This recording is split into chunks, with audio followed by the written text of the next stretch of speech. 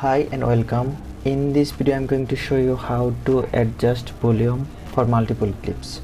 So in Premiere Pro timeline I add two clips, audio clips.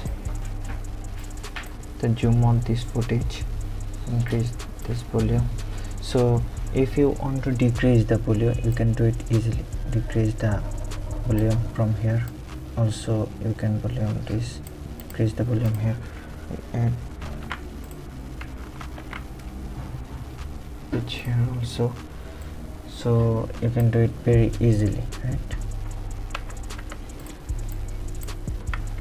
So there is another way to select the full footage, right click, audio gain, select the adjust audio gain.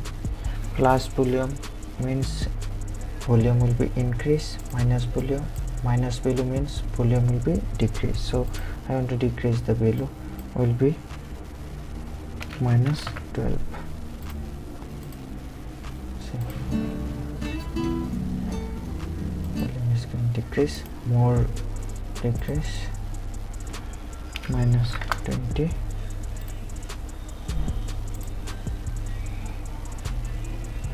This is very small.